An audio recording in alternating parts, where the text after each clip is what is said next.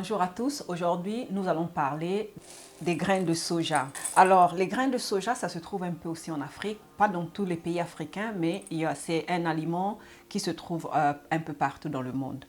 Alors, les graines de soja, c'est des légumineuses, ça fait partie de la famille des légumineuses. Et c'est un aliment très complet, c'est un aliment très valable au niveau nutritionnel. Ça contient beaucoup de vitamines et des minéraux. J'ai fait quelques recherches sur cette légumineuse. Je vais consulter mes notes pour vous expliquer les bénéfices de cette légumineuse. Voici notre graine de soja. Comme j'ai déjà dit, c'est un aliment très valable. Ça se trouve un peu partout dans le monde. Donc, je vais d'abord parler des bienfaits de cet aliment. Je vais consulter mes notes pour vous parler de cette légumineuse miraculeuse, on peut dire. Comme j'ai parlé dans des autres vidéos de macronutriments, je vais répéter encore ici, surtout sur la protéine, parce que la protéine, c'est un macronutriment qui sert pour construire notre corps. Disons, faisons comme ça, c'est comme des briques pour construire nos muscles, et nos muscles nous servent pour marcher, bien sûr, et pas seulement les muscles, les os aussi nous servent pour marcher, mais c'est un aliment qui sert pour construire vraiment notre corps, les protéines ou les protéines. Et ces protéines ou protéines sont constituées d'acides aminés. Je ne vais pas trop rentrer, mais je veux vous habituer quand même à savoir comment est fait notre corps, parce que c'est important. Et donc, je vais chercher aussi à vous introduire aussi des choses importantes pour notre corps, pour savoir au moins comment fonctionne notre corps. C'est ce que j'ai envie de faire. Donc, simplement, des protéines ou protéines, il y en a. Pour construire ce macronutriment, on a besoin de 20 petites choses pour se mettre ensemble pour construire une protéine. Donc, ces choses sont appelées les acides aminés. Okay? Les acides aminés, c'est ça qui construisent une protéine ou une protéine. La protéine est construite de 20 de ces acides aminés. 12 est construit dans notre corps. On n'a pas besoin de prendre ça de l'extérieur. 8 sont essentiels. Pourquoi essentiels? Parce qu'on ne peut pas construire ça dans notre corps, et essentiellement, on doit prendre ça de l'extérieur, donc avec la nourriture. Pour construire cette protéine, ce protéine, les 8 essentiels, on trouve ça dans la nourriture. Par exemple, ce qui est plus élevé, le numéro 1 de ces acides aminés se trouve dans les produits animaux. La viande, le poisson, les œufs, le lait et tout, c'est le premier. C'est ce qui est complet pour construire cette protéine.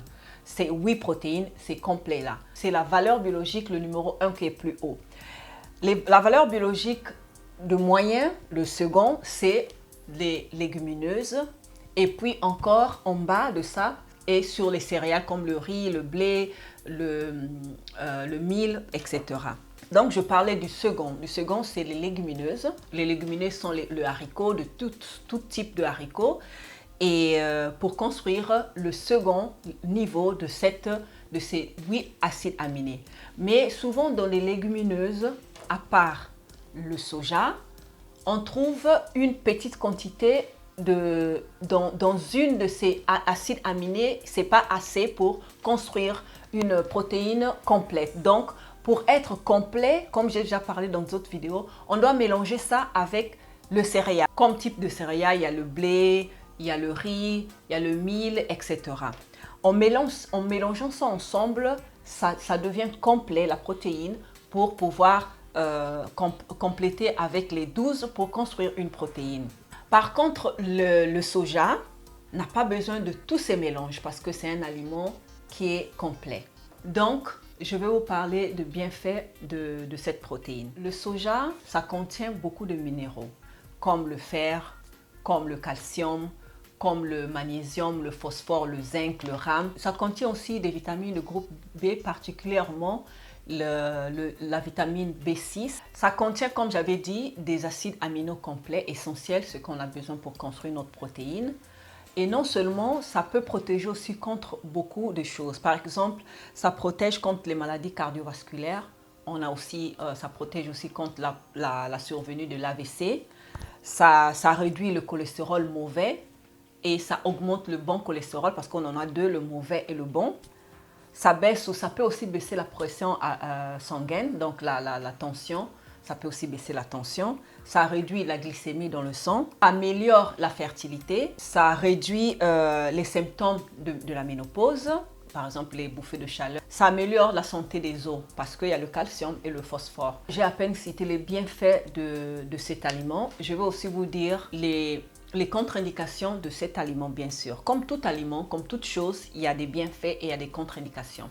Donc pour ceux qui ont des problèmes de ce que j'ai cité, les bienfaits que j'ai cités, qui n'ont pas de ces problèmes, ça peut être un aliment à consommer rarement. Par exemple, comme ça baisse la glycémie, une personne qui a déjà une glycémie basse ne doit pas trop consommer les grains de soja, comme aussi une personne qui a problème de tension, de l'hypotension aussi, doit faire attention aussi à trop utiliser cet aliment. Peut utiliser mais pas trop, comme aussi des problèmes par exemple de cholestérol. Ceux qui n'ont pas de problème de cholestérol peuvent aussi ne pas trop consommer cet aliment. Donc les contre-indications sont juste les bienfaits au contraire, ok? Donc ceux qui ont des problèmes par exemple de thyroïde, ils doivent parler avec leur médecin avant de consommer trop. On peut consommer, bien sûr, on peut consommer.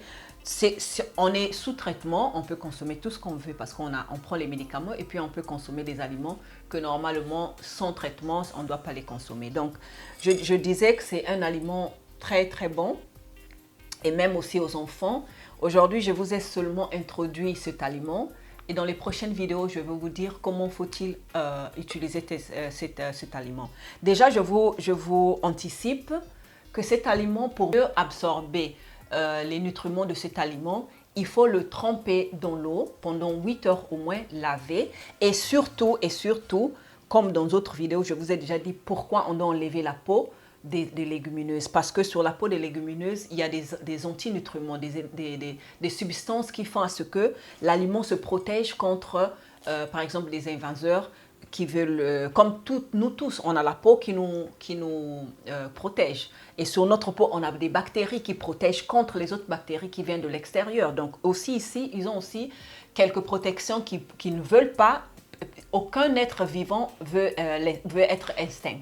Donc pour éviter l'extinction, pour éviter que ça s'élimine sur la Terre, la nature a créé des protections sur chaque être vivant, ok? Donc même sur les aliments aussi, ils ont cette protection. Et comme nous aussi, on a la protection de la peau. Donc, pour éliminer ces antinutriments qui se trouvent surtout sur la peau de l'aliment, on doit tremper dans l'eau et puis on va essayer d'enlever aussi la peau, on va l'enlever et puis on va cuire l'aliment avant de consommer, bien sûr. Donc, cette vidéo, c'était juste une vidéo introductive de cet aliment miraculeux, on peut dire. On utilise ça sur beaucoup de choses. Il y a beaucoup de choses qu'on peut faire avec les grains de soja. Donc ici, je vous ai expliqué les bienfaits et les contre-indications de cet aliment et aussi comment consommer. Dans des prochaines vidéos, je vais vous montrer quelques recettes que vous pouvez faire avec cet aliment et même pour les enfants aussi, même pour les bébés, c'est bon, on est utilisé parce que c'est, comme j'ai dit, il y a des protéines qui sont essentielles se trouve déjà dedans. Donc, on va essayer de mélanger ça avec d'autres aliments aussi. Ici, cette première partie sur le soja, je termine ici. Je vous remercie pour votre attention et je vous dis à la prochaine.